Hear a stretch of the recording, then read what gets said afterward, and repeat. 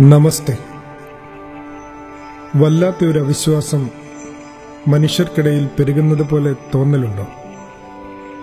എന്തോ പലവിധ കാരണങ്ങളെ ചൊല്ലിയുള്ള തരംതിരിവുകൾ കാണുമ്പോൾ അങ്ങനെ ഒരു സന്ദേഹം നന്നായിട്ടുണ്ട്. ശരിക്കും വിശ്വാസം നഷ്ടമാവുന്നിടത്ത് എന്ത് പ്രത്യാശയാണ് ഉണ്ടാവുക? നിരാശയുടെ വർത്തമാനമേറുമ്പോൾ സ്നേഹം മാഞ്ഞു പോകുന്നു.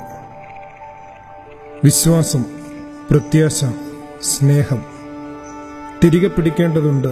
ഇവയെല്ലാം സത്യത്തിൽ അങ്ങനെ ഒരു പരിശ്രമം തന്നെയാണ് മരുഭൂമിയിലെ ഈ ചെറുപ്പക്കാർ നടത്തുന്നത്. ഒരു നല്ല നമസ്കാരം അതിനവർ അർഹിക്കുന്നുമുണ്ട്. പക്ഷെ കാര്യങ്ങളത്ര ലളിതമല്ല എന്ന് നമുക്കറിയാം. എന്താണ് വിശ്വാസം? ശരിക്കും അതൊരു എടുത്തുചാട്ടമാണ്. മേശയിൽ നിന്ന് ഒരു കുഞ്ഞ് അപ്പന്റെ കൈകളിലേക്ക് ചാടുന്ന പോലെ. ഇത്തിരി മുതിർന്ന കുട്ടിയാണെങ്കിൽ ചിലപ്പോൾ ഒന്ന് മടിക്കും, വെറുതെ ചിന്തിക്കും, അപ്പന്റെ കൈകൾക്ക് ബലമുണ്ടോ എന്നൊക്കെ. ഇങ്ങനെ വളരും തോറും നമുക്ക് നഷ്ടമാവുന്ന ദൈവാശ്രയമുണ്ടല്ലോ, അതാണ് തിരികെ പിടിക്കേണ്ടത്. നാം ഇപ്പോൾ ആശ്രയം വെച്ചിരിക്കുന്നതിൽ നിന്നുള്ള മോചനം തന്നെയാണത്. അബ്രാമൊക്കെ അങ്ങനെയാണ് ചെയ്തത്. പരിചിതമായ ഇടങ്ങളും ശീലങ്ങളുമൊക്കെ വിട്ട് അയാൾ ഒരു സ്വപ്നത്തിന് പിന്നാലെ ഓടുകയാണ്.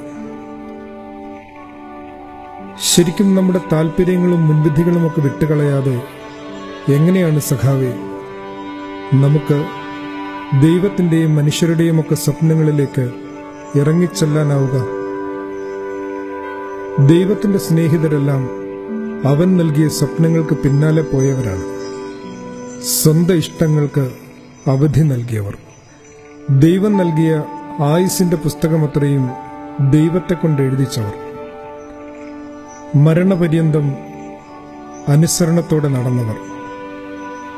അവരുടെ മുക്തമാനസം അത്രമേൽ സ്വസ്ഥമായിരുന്നുവെന്ന് പറയാനാവില്ല.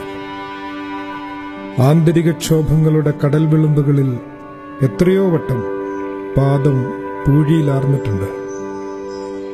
ഉൾപോരാട്ടങ്ങളുടെ വിജനതകളിൽ പലവട്ടം അകമിളകിയിട്ടുണ്ട്.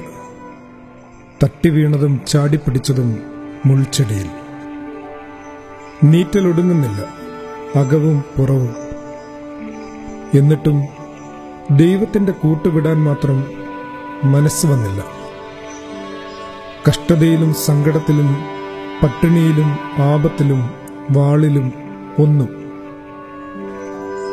നല്ല പങ്ക് സഹോദരന് നൽകി യാത്ര തുടരുന്ന അബ്രഹാം, കല്ലിൽ തട്ടിത്തകരുന്ന യാക്കോബിന്റെ ഉപായങ്ങൾ, വിമോചനത്തിന്റെ വാക്കാകുന്ന മോശയുടെ വിക്ക്.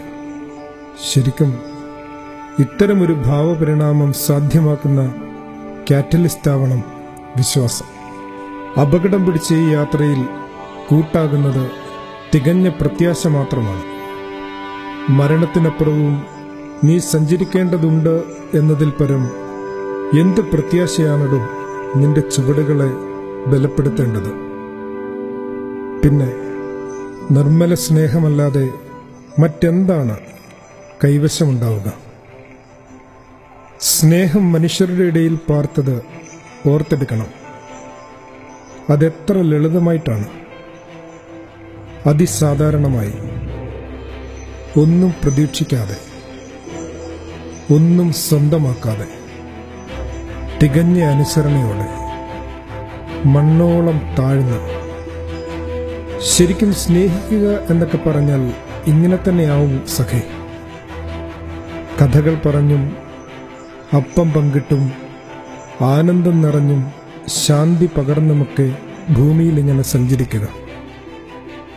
ക്രിസ്തുയേശു പുരുഷാരത്തിന്റെ മധ്യേ ഇങ്ങനെ നന്മ മാത്രം ചെയ്ത് ദേശമെങ്ങും ചുറ്റി സഞ്ചരിച്ചതിന്റെ കഥകളാണ് സുവിശേഷമത്രയും. നമ്മുടെ കാപട്യങ്ങളെ വിചാരണ ചെയ്യുന്ന കഥകൾ തന്നെ. നമ്മുടെ സ്നേഹപ്രകടനങ്ങളുടെ മുഖംമൂടികളെ വലിച്ചു കീറുന്ന ഒരു Shakespearean ഡയലോഗുണ്ട്. You say that you love the rain, but you open the umbrella when it rains. You say that you love the sun, but you find a shadow spot when the sun shines. You say that you love the wind, but you close your window when wind blows. This is why I am afraid. You say that you love me too. എന്റെ സുഖാന്വേഷണ പ്രയാണങ്ങൾ എന്നെ വീണ്ടും ലജ്ജിപ്പിക്കുന്നു. സത്യത്തെ സ്നേഹിപ്പാൻ ധൈര്യമുണ്ടാവണം. തന്റെ പിന്നാലെ വന്നവരെ അവൻ സ്നേഹിതരെന്നാണ് വിളിച്ചത്.